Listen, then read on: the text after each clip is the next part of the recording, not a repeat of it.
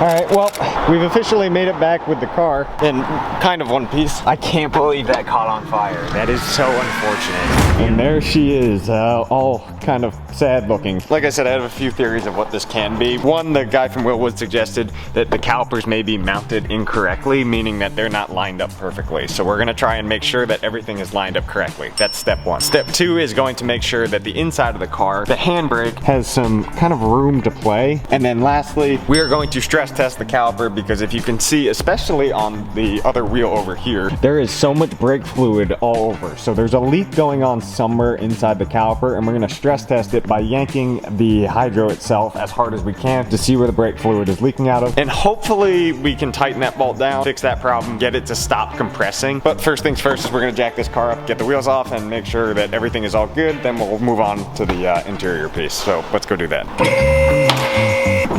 Now let's just pull these wheels off. Well, I don't even need to figure out where the leak is coming from. You can see it right there. Now with the wheels off, we can actually take a look. I never looked at this side, so I have no idea if this side is as bad or not, but we're about to find out. There we go. Oh yeah, that's charred. Brake pad number one. See what I mean? The brake pads are completely fine. Oh, that's compressed on there.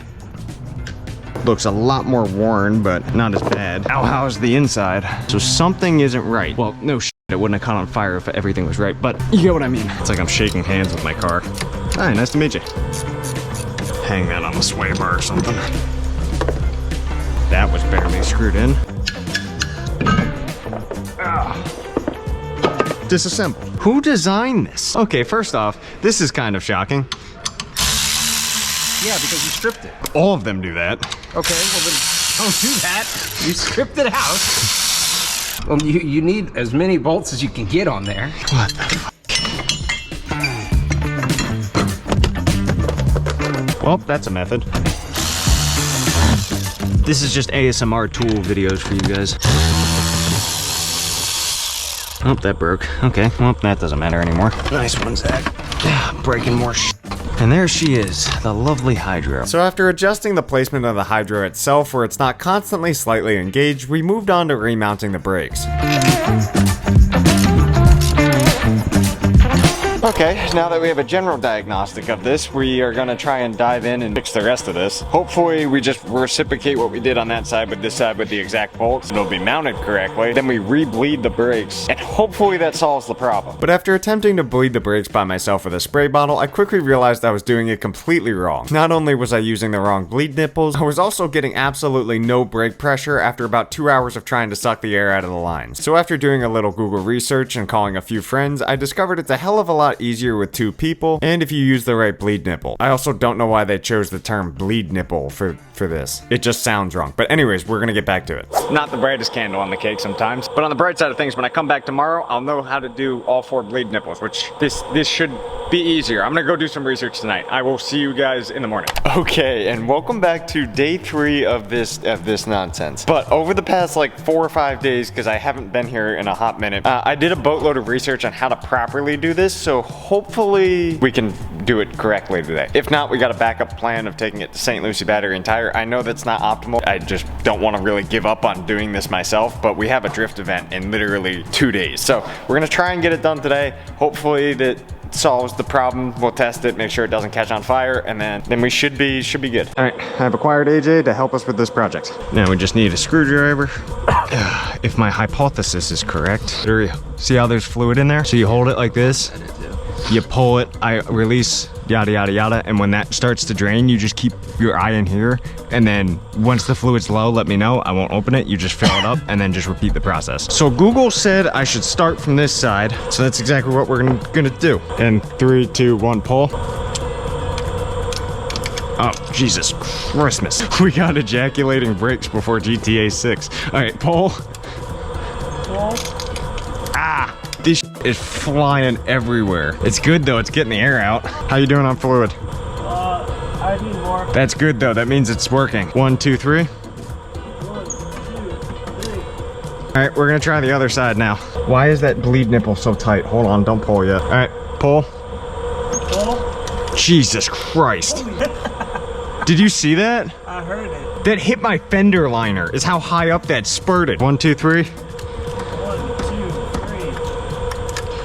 Off. All right, I think we're bled. And then screw that cap on as tight as you possibly can get it. What's the worst that could happen? Brake fluid catches on fire. Chris told me brake fluid isn't flammable. First thing people said, oh, it's a brake fluid fire. I Google it. Brake fluid is one of the most flammable fucking liquids you can get. And that jackwagon told me that it's not flammable. So that's why I was like, oh, it can't be a brake fluid fire. I'm gonna go wash my hands off. Then we gotta pull the calipers off. And then we're cleaning everything, like parts wise. Because look at all the brake fluid on the rotor. We gotta pull the rotor off, bring it out there, and soak it in brake cleaner. And theoretically, we should be good. That should be good enough. As long as it's dry on the inside, we'll let it sit while we spray this.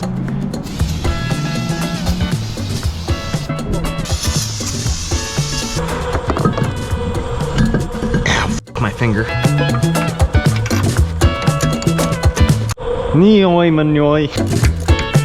Son of a bitch, I'm bleeding. That really stings. That's why there's brake fluid in my cut.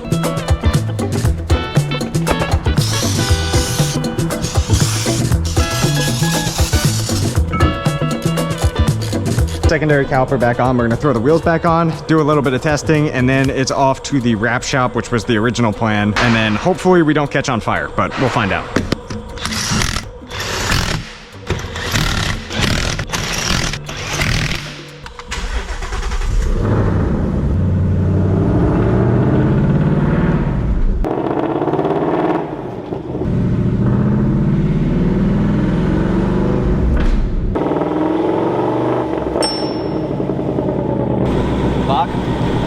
So we're gonna drop the car down off the lift and then see if it works under pressure. If it does, and this isn't pressing on anything, then theoretically we did everything correctly. Theoretically.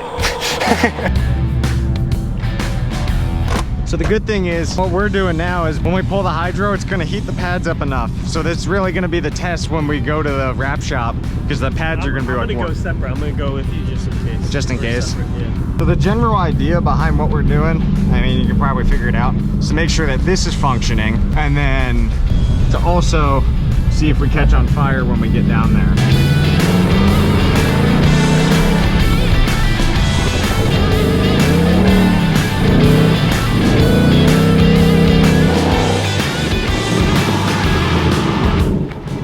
It locks.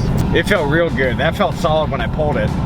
Now let's see, I'm gonna do one more hit with it and see. Can I go inside? Yeah.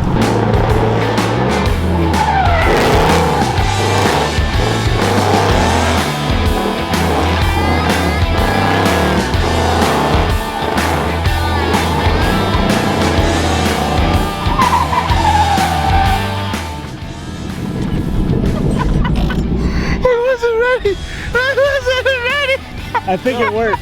It works. So close to that. That was me. Dude, I was watching the camera. I was like, that was him. somebody, yes. I thought you were gonna take out the fence there.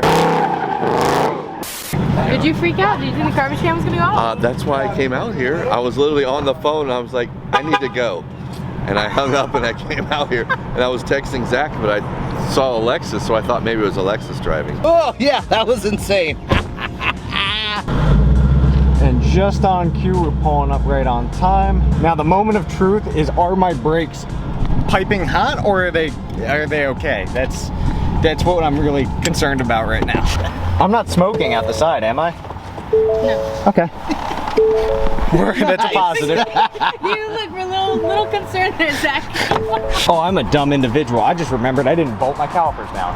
Oh my gosh. They're bolted in, they're just not tight. Gotta do that when we get back. And you drifted like that. I don't make smart life decisions. At least they didn't catch on fire.